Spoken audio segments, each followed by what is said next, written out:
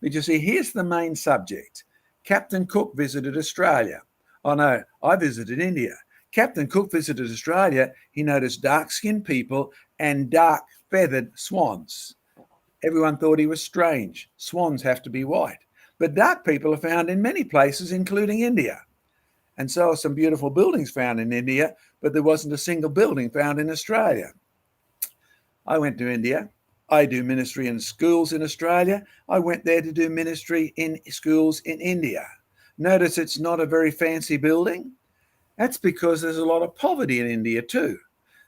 This man here is a businessman and he pays for every student to go to that school and for their uniforms and for every bit of equipment. Praise the Lord, there are people like that in India, because there's one difference in India compared to many other places. They have a religion which says you are born with what you deserve. If you are born wealthy, you must have done something good in the last life. There's one of their religions that pushes that. If you're born poor, that's because that's your judgment from the last cycle of life you went through. Well, there's outside the window. Do you notice something? There's a God in the picture. Oh, do you see all the rubbish? There's lots of rubbish in the picture. The cars bringing the kids to the school park on the rubbish. And actually, the kids don't come in cars. The teachers might, but the kids walk through the trash. Now, Joseph started by reading out of Genesis. I'm going to go back even earlier. I've got to give you a big picture of Aborigines, of Indians, of North American natives, of South Americans, of even Europeans. God said, let us make man in our image. That's the first part of the big picture that creation research is either famous or notorious for. Take your pick, depending on if you love us or hate us. But by the time you get to Genesis chapter 10, this is where Joseph was up to. These were the families of the sons of Noah according to their generations in their nations. And from these, the nations were divided on the earth after the flood. Nations, look up your Hebrew. It deals with groups which are recognizably and distinctively different. In this case, Sham's descendants, Ham's descendants, and Japheth's descendants. And those names are color-based. By the time you get to Genesis 11, you have the Tower of Babel. God had told the people to spread out and cover the world. By Genesis 11, you find they hadn't. So God scattered them abroad from there over the face of all the earth, and they ceased building the city. Therefore, its name is called Babel, because there the Lord confused the language. Now they weren't just the descendants of Ham and Shem and Japheth all living together. No matter how different their skin color would have been, they were now speaking different language. 70 families in total. Add them up sometimes. Now, here we are many thousand years later in India. Do you notice something about that truck? Yes, what Adolf Hitler used, the swastika, is not new. Oh, you just reverse the way the arms goes if it's meant to be a good swastika or a bad swastika. It's interesting, the religious connections around the planet and the politics. But do you see the traffic? Now, I was driving in this traffic. I was on my way to a university. Yes, many people have these little, well, I call them old-fashioned Vespa motorbikes, but they are there. And why is the traffic stopped? Well, you see, Indians' religion is different than what most of you in Europe actually have. And it shows up practically as yours does. If you're an atheist, you have attitudes about politics. If you're a Christian, you have attitudes about helping people. If you're any sort of religion, it will show up in what you do and what you think. When Captain Cook came to Australia, the fact that he had a daily devotional for all of his ship's men affected the way they saw Australian natives. Now, the reason the traffic's going so slowly is there's a god in the picture. See it there? Do you realise this cow god, actually, you can't touch it? You can't push it out of the road? If it wants to walk over the road, it goes ahead. If it wants to park itself out of the schoolyard and eat the rubbish, then it can. You can't make it move. If you're one of those who believes this cow has godhood and it walks into your house and poops all over the floor, there's not a thing you can do about it. You'll wonder why there are so many diseases in India. Perhaps there's a clue for you. You see, this cow god has greater authority than even the policemen and the motorbikes. Well, you go and you see many temples. I mean, do you realize how many man hours it takes to make some of these things? There's no doubt about it. The skill involved here is incredible. But every one of these is a separate god. In fact, in Hinduism, you have some 300 million gods. And I had a student come to me after a debate in Monash University. It had been debate creation versus evolution. And we'd thrashed, Diane and I, we'd thrashed the local debating society at Monash University. And the student came and asked me, what God did I serve? And I told him that I serve Jesus, the creator of all. And he said, well, what's he like? I said, well, he's love, he's kindness, he's mercy. He heals the sick, he fixes the blind. He said, oh, that's good. I'd like to add him to my gods. And I said, I'm sorry, let me read you something about this God that I serve. In John chapter 14 and verse 6, he said, you will have no other God except me. You cannot even come to the Father unless you come through me. And this God, that student said, oh, I don't think I like that. Okay, you people watching today, which God do you serve? How does it affect your attitude about races? This is one of the documents I came across on my trip to India. You see, I spent quite a bit of time in universities, quite a bit of time in colleges, and quite a bit of time with the ordinary people, and found out one thing. They had this famous historical set of stories. Came from the 8th to the 9th century BC. This is older than most of the Roman documents.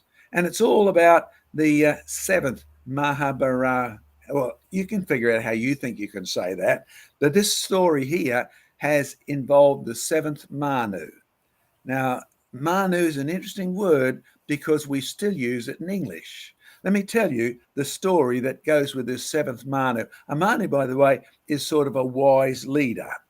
Now, Manu recounts a story of a flood in which people have become evil. And there's a boat. When you have a look at the boat, do you notice anything? Oh, there's a big black swan. Yes, swans aren't black in England, but they are in the southern hemisphere and even in India. And do you see the big fish? Did you count the number of people? There are 8 people on the boat. Now, you know that story, except you don't call the hero Manu, you call him Mr. Noah. Manu, Mr. Noah. In fact, if you go to Egypt, you'll find there's a boat like that, and there's the god Nu in the picture as well. It's interesting when you look around the world, if you're looking for evidence we all come from one family in a big flood, you've got it. And in fact, we take our name from the old Indian word Manu. We are the descendants of Manu. We call ourselves mankind. Yes, it happens to be true. The anthropological evidence from our own writing tells us we firmly started out with a person called Noah. Now 2 bits to sort of begin to wind this section up. The New Testament, not just the Old Testament, the New Testament says God has made all nations from one man to live on the earth at the times and in the places he appointed so they would seek the Lord. Feel free. Look up the word nations. Look it up in Greek, and you'll find it's the word we use to describe the racial groups. God has made all separate peoples, the black Ethiopians, the Europeans who are snow white, the tall Scandinavians and the Scots, like my group comes from, the very fair-skinned people that Dr. Diane Eager is descended from. He's made all nations from one man to live on the earth at the time and in the places he appointed so they would seek the Lord. A bit of context, the Apostle Paul, learned man, trained under historian Gamaliel, was a scribe of scribes, Pharisee of Pharisees, rather. He knew his stuff, a religious lawyer, and he's speaking to the ancient Greek academics. This is not a lecture to believers. This is a lecture to unbelievers. You Greek people, with all your gods, sorry, you are the people who are descended from one man, Adam. By the way, the Greeks, with all of their gods, gave rise to Hinduism when they invaded India, and they had a good way of keeping people down, put them in a caste they couldn't get out of. A little bit of history you find out when you actually visit India. But you see, here's something that might provoke some of you even more. By the time you compare the Old Testament and the New Testament, and you link up all the verses, look at what the Bible says God divided the people for. Genesis 1, one man.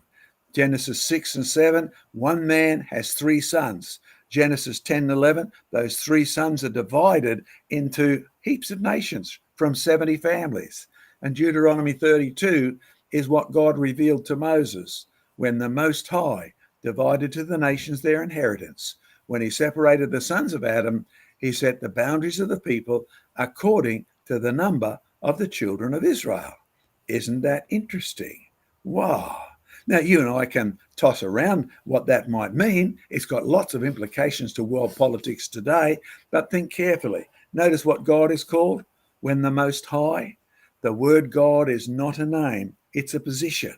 And you could be a high God, one of the Indian gods who's up there on the top of the temple, but the Most High one, the one at the real top, is the God who created everything, the God who became flesh and dwelt amongst us. His name is Jesus Christ. So this brings us to a couple of points. There are many theories and opinions that contradict everything in the Bible, but the facts never do. Now, I've said that so often, you probably are getting bored with it, that it happens to be true. So let me deal with the people I met in India and some of the complications and implications before we get ready to Diane. Do you realize the ones up the north are very European in their looking? Don't be surprised. You go to India, the best-selling skin cream is to fade your cream to white because the Greeks were white and the people at the top were white. Amazing. And as you go down, they get darker and darker. And if you ask, where have you seen people like that before? The answer is here. There's an Aboriginal. And there's no doubt about it, the Aboriginal people are not those you could call historically totally indigenous to Australia. We're going to debate that word because I'm pretty sure I'm Indigenous. I was born here, even though I have a British passport as well. How long do you have to be born in a country to be Indigenous? 1 generation? 10? Amazing. Now, there's the Tantal people in India. You can go and visit them if you like, and you'll be like almost every other person who goes there. If you've been to Australia and you've been to India, to the Santal Hills, you'll say, doesn't their music sound like Aboriginal? Doesn't their words? What about the dingoes that they have in the village? In fact, it's a clue for Diane starting because we live in a world in which one leader of a creation movement, Ken Ham, my friend from Australia, has gone to the extreme of saying we shouldn't have songs like Red and Yellow, Black and White because that's racist. In reality, people in Australia very much distinguish Aborigines because of their dark skin. And when you called someone, remember that old-fashioned slurred word today, nigger? Well, it's just from Niger, which is from the Latin and Greek for black. And that's what they are. What do you call the whiteys? Because out here, we get along well with the Aborigines. We call them darkies. They call us whiteys. Of course, only if you're friends with them. But there's an interesting comment. We first posted it up on our website back in 2009, and almost everybody's ignored it. The Anthropological Survey of India project analysed 966 complete mitochondrial DNA sequences from India's Central Dravidian and Austroasiatic tribes, the people I've been talking about. Found they shared genetic mutations in the DNA sequences otherwise only found in Australian Aborigines.